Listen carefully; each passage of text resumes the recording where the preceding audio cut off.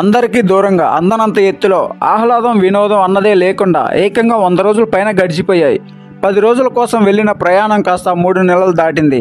అయినా ఆమెలో ఉత్సాహం తగ్గలేదు, భయం కనిపించడం లేదు.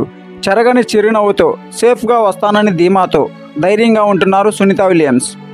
ఆ ఇద్దరి స్పేస్ టూర్ మాత్రం ఒక థ్రిల్లింగ్ సినిమాని తలపిస్తుంది. ఆమెలో మాత్రం కాన్ఫిడెన్స్ తగ్గడం లేదు. ఎప్పుడు ఇంటికి చేరుతుందో, ఒకవేళ సేఫ్గా వచ్చిన ఆరోగ్యం ఎలా ఉంటుందో తెలియదు. ఇవేమీ పట్టించుకోకుండా కష్టమైన అంతరిక్షంలో ఉండటమే ఇష్టమని చెప్తున్నారు సునీత విలియమ్స్. అసలు ఇన్నాళ్ళు సునీత విలియమ్స్ అంతరిక్షంలో ఎలా ఉండగలుగుతున్నారు? సేఫ్గా తిరిగి వస్తానన్న ధీమాకు కారణం ఏంటి? అందరినీ ఆనందాన్ని మిస్ అవుతున్నా ఎలా తట్టుకోగలుగుతున్నారు? అసలు ఎవరు ఈ సునీత విలియమ్స్ అనే విషయాలతో పాటు అసలు నాసా ప్లాన్ ఏంటి? సునీత విలియమ్స్ సేఫ్గా తిరిగి భూమి మీద అడుగు పెడుతుందా అనే విషయాలన్నీ మనం ఈ వీడియోలో తెలుసుకుందాం. మరిన్ని వీడియోస్ కోసం మన ఛానల్ని సబ్స్క్రైబ్ చేసుకోండి.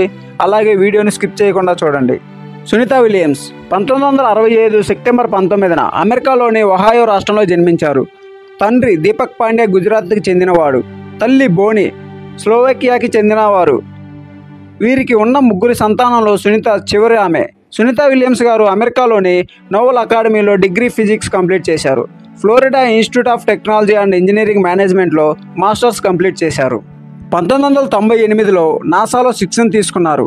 కల్పనా చావ్లా తర్వాత అంతరిక్షంలోకి వెళ్ళిన రెండో మహిళగా సునీత విలియమ్స్ గారు ఉన్నారు.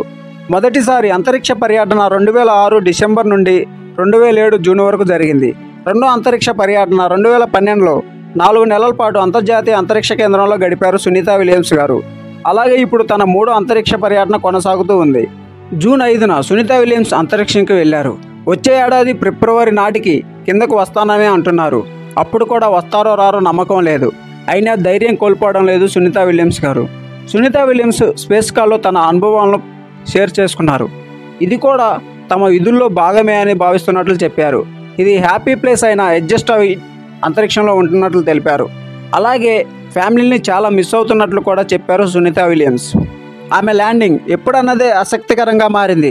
సునీత విలియమ్స్ భూమి మీద దిగే రోజు కోసం యావత్ ప్రపంచం ఎదురు చూస్తుంది. ఒక్క స్పేస్ టూర్తో తెలిసిపోతుంది కదా సునీత విలియమ్స్కి నాసా మీద ఎంత నమ్మకం ఉందో.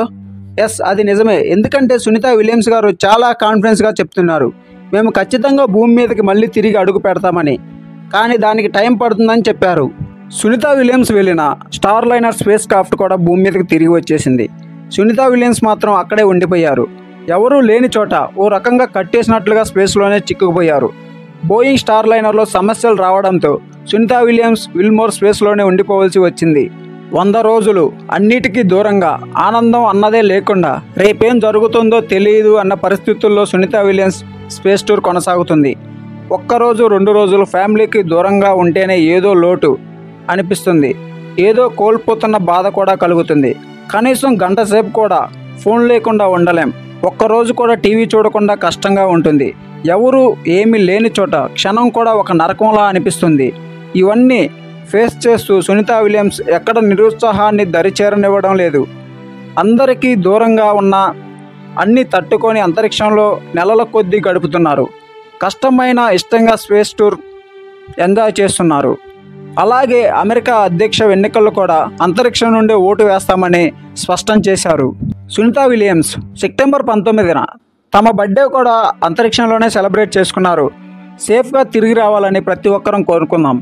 అలాగే మరిన్ని వీడియోస్ కోసం మన ఛానల్ని సబ్స్క్రైబ్ చేసుకోండి, వీడియోని లైక్ చేయండి.